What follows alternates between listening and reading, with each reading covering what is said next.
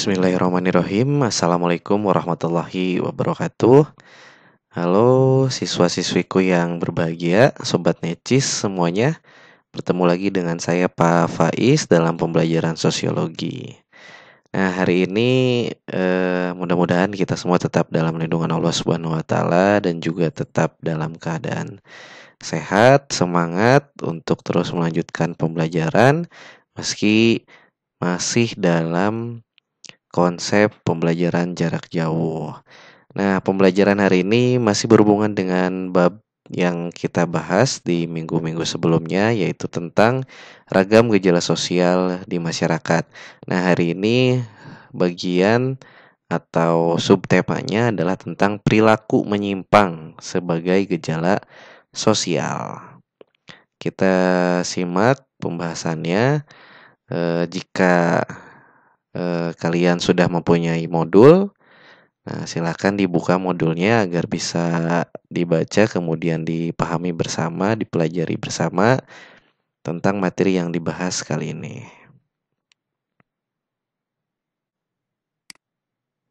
Oke, judulnya itu sudah sangat jelas ya, di sini ada perilaku menyimpang.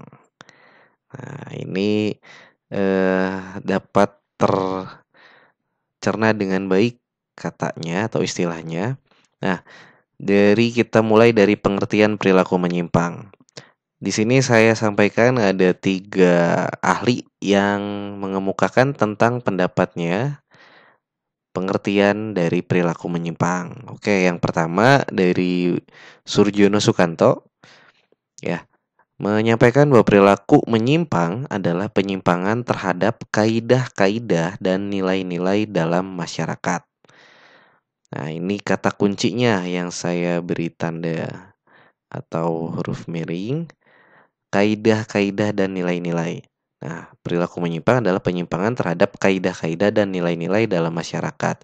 Nah, jika kalian ingat di semester sebelumnya, saya juga sempat membahas tentang nilai-nilai.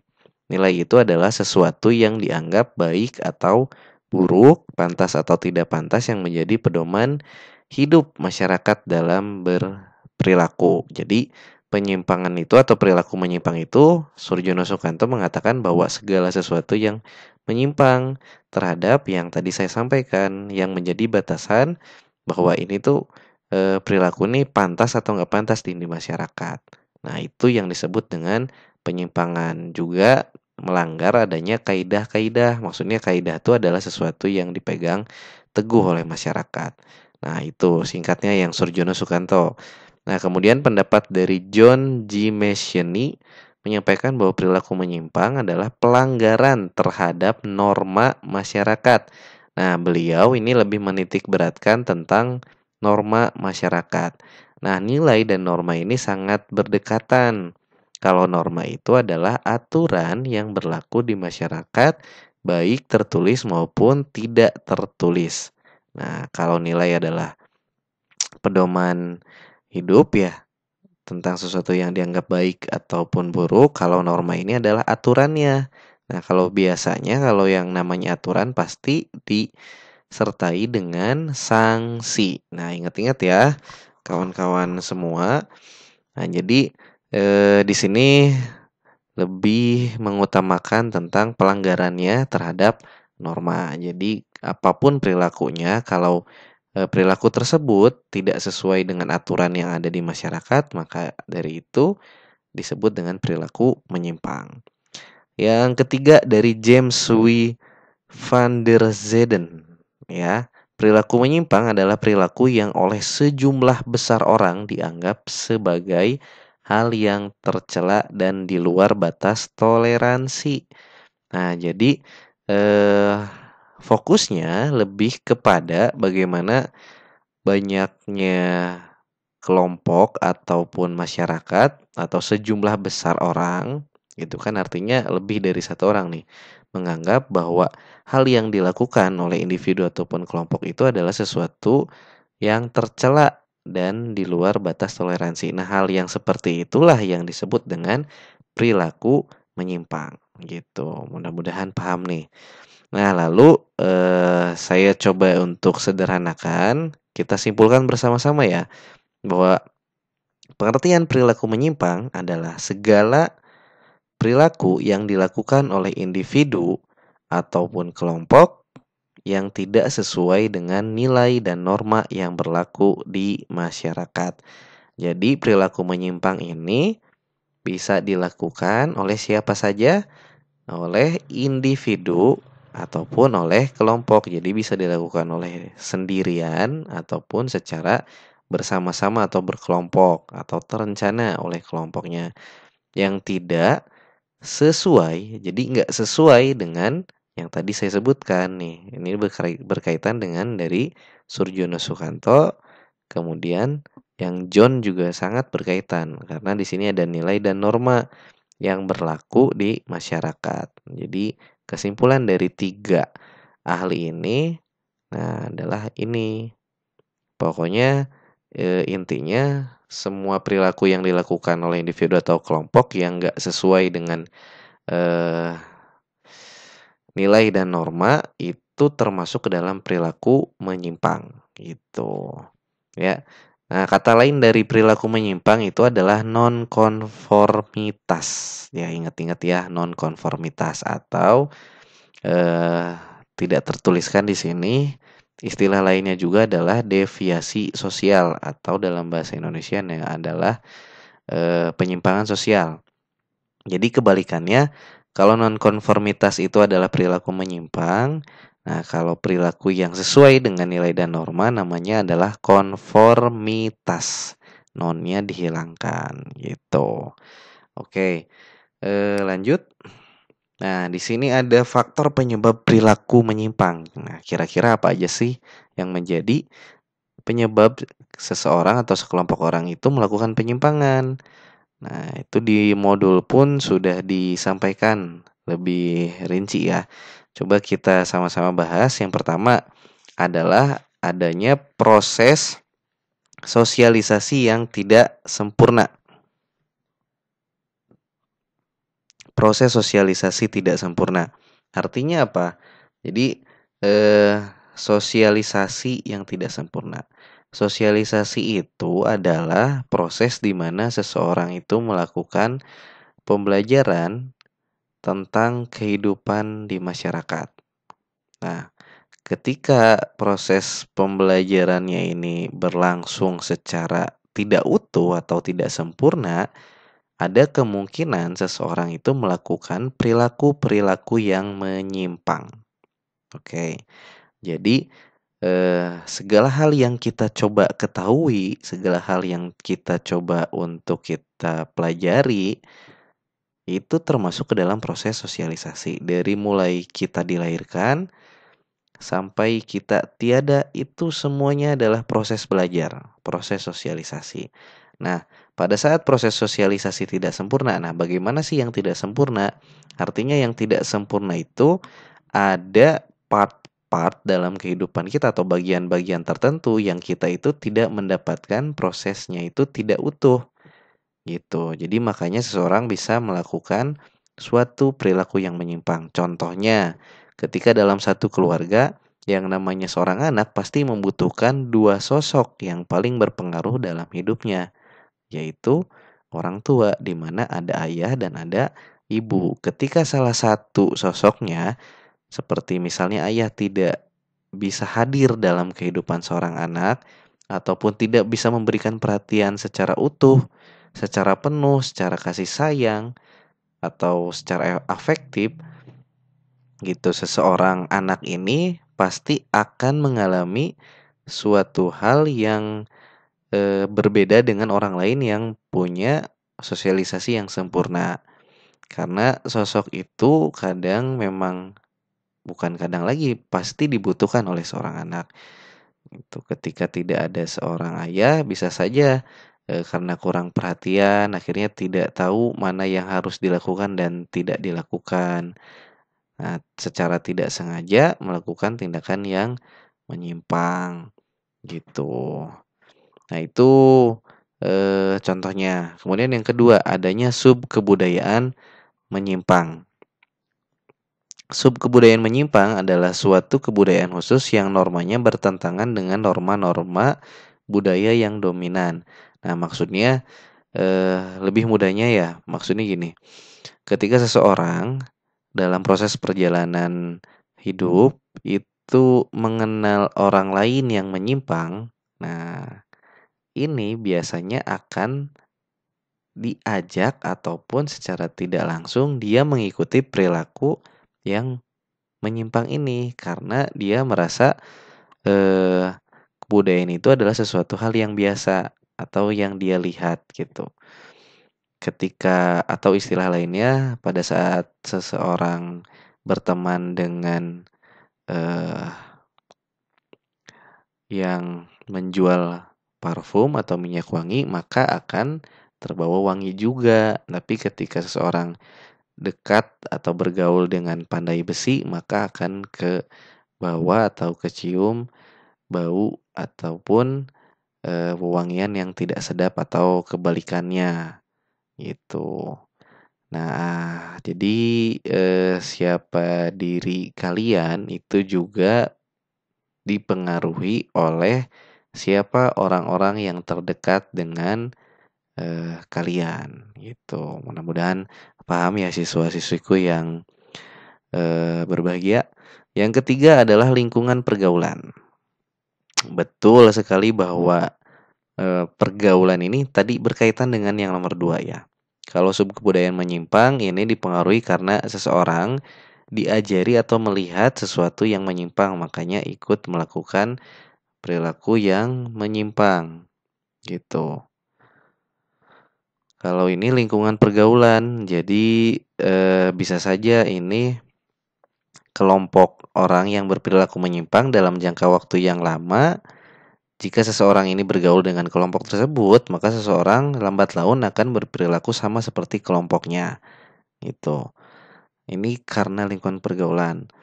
Ya, di mana penerimaan individu terhadap budaya baru ternyata berlawanan dengan kaidah sosial yang dipatuhi oleh masyarakat. Jadi, lingkungan pergaulan ini sangat menentukan seseorang melakukan perilaku menyimpang atau tidak. Karena memang punya pengaruh yang besar gitu ya. Kemudian yang nomor 4, dorongan ekonomi. Benar sekali bahwa dorongan ekonomi bisa membuat seseorang melakukan perilaku menyimpang. Contohnya, karena ekonomi yang tidak memadai, akhirnya seseorang menjadi melakukan penyimpangan seperti melakukan tindakan-tindakan kriminal yaitu mencopet, mencuri, merampok dan lain-lain. Nah, itu penyebabnya biasanya diawali oleh dorongan ekonomi. Yang kelima, keinginan untuk dipuji oleh orang lain. Nah, ini juga perlu hati-hati nih. Nah, seseorang juga bisa melakukan penyimpangan karena ingin dianggap keren oleh orang lain. Wah, kok eh, si A ini bisa keren ya, kenapa saya nggak bisa? Padahal memang secara kemampuannya sudah ada di standar itu gitu. Tapi karena ingin sama dengan orang lain, makanya dia melakukan segala cara, berbagai cara untuk bisa dipuji oleh orang lain. Nah, kadang juga melakukan tindakan-tindakan yang menyimpang gitu. Keinginan untuk dipuji oleh orang lain. Yang keenam, pelabelan atau istilah lainnya adalah labeling. Jadi labeling ini adalah suatu kondisi di mana masyarakat itu mengecap seseorang ketika orang tersebut sudah melakukan suatu perilaku yang menyimpang. Contohnya ada istilah mantan napi. Nah, itu adalah labeling. Jadi ketika seseorang sudah melakukan perilaku menyimpang, biasanya pola pikir masyarakat itu akan terus, bukan terus ya, kebanyakan atau biasanya akan teringat terus gitu bahwa si ini adalah mantan narapidana. Jadi ketika seorang sudah dicap terus-menerus oleh masyarakat atau oleh orang-orang yang ada di lingkungannya, ini juga menjadi sesuatu yang berbahaya karena bisa jadi ah karena saya udah dicap oleh lingkungan jelek, ngapain untuk berbuat baik? Nah, takutnya terjadi hal seperti itu. Akhirnya ke depannya terus-menerus melakukan perilaku yang menyimpang. Nah, itu berbahaya. Kemudian yang ketujuh, gangguan jiwa. Nah, ini juga menjadi faktor penyebab nih.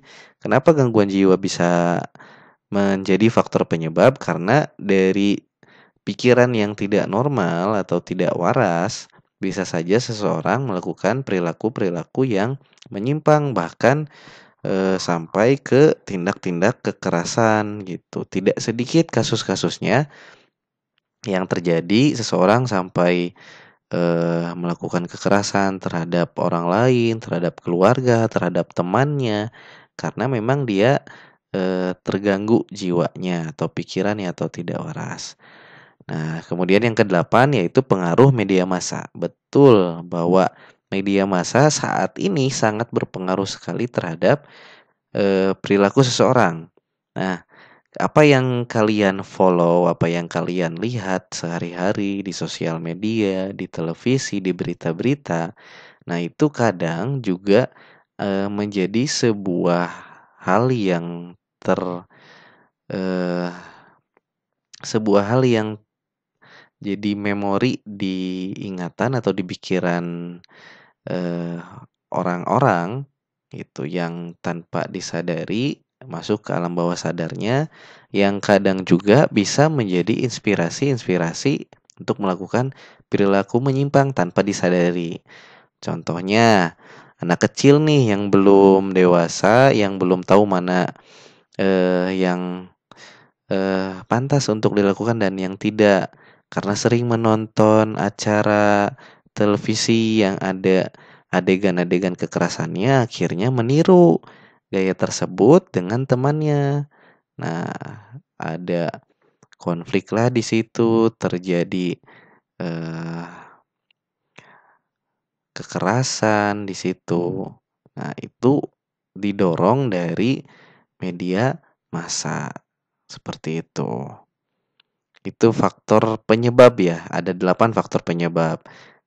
Untuk sisanya kalian bisa baca lagi lebih mendalam dari modul ataupun buku-buku pegangan yang lainnya. Kemudian ini adalah jenis perilaku menyimpang. Ada banyak jenis perilaku menyimpang yang saya akan jelaskan di pertemuan ini, yaitu berdasarkan jenisnya. Nah, berdasarkan jenisnya ada dua perilaku menyimpang, ada penyimpangan primer, ada penyimpangan sekunder.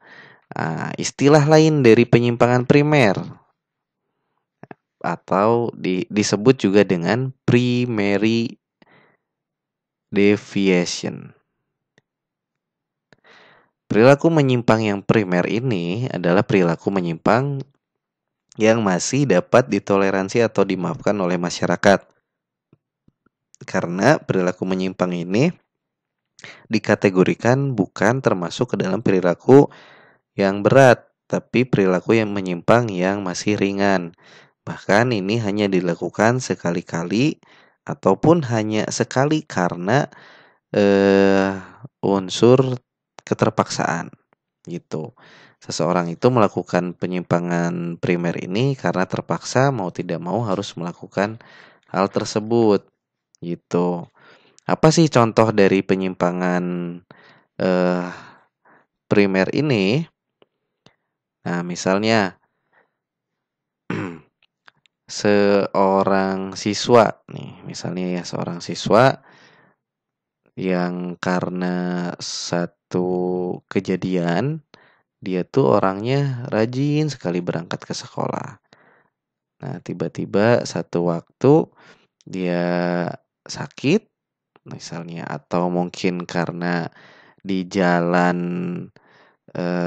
terjadi kecelakaan, misalnya dia mau membawa bukan membawa, dia ikut ke kendaraan umum kemudian entah bannya kempes ataupun hal-hal yang lain kemudian membuat dia atau siswa tersebut tidak bisa masuk sekolah. Nah, kemudian besoknya dipanggil oleh wali kelas ataupun guru bimbingan konseling.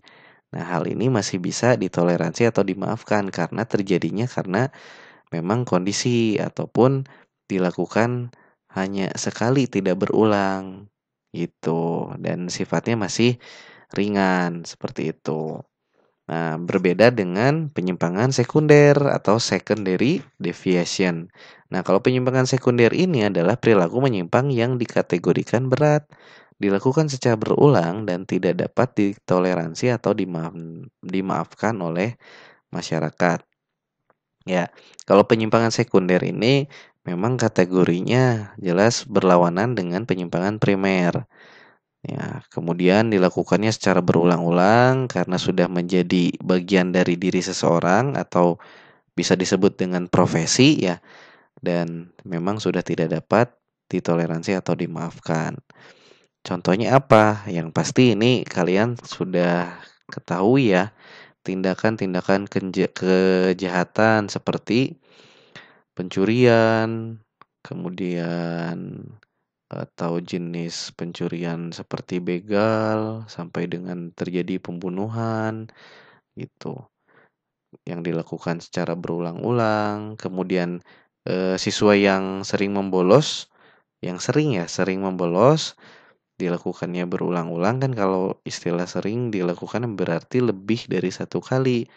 Artinya ini sudah termasuk ke kategori berat. Nah, itu disebut dengan penyimpangan sekunder gitu. Jadi eh mudah-mudahan siswa-siswi necis ini dijauhkan dari penyimpangan-penyimpangan karena insya Allah bisa menjadi siswa-siswi yang baik, yang aktif ya, akhlakul karimah, kreatif, terampil dan inovatif seperti moto dari sekolah kita gitu. Nah, itu jenis dari perilaku menyimpang. Ya, untuk pertemuan kali ini baru sampai di sini saja. Nanti kita lanjutkan kembali jenis-jenisnya di pertemuan berikutnya. Oke, terima kasih atas pertemuan hari ini. Mudah-mudahan ilmu dari pembahasan materi perilaku menyimpang dapat bermanfaat dan diambil hikmahnya. Kutipan dari saya untuk pertemuan hari ini adalah dimanapun kamu berada, kamu harus mempunyai peran, meski sekecil apapun itu. Terima kasih. Wassalamualaikum warahmatullahi wabarakatuh.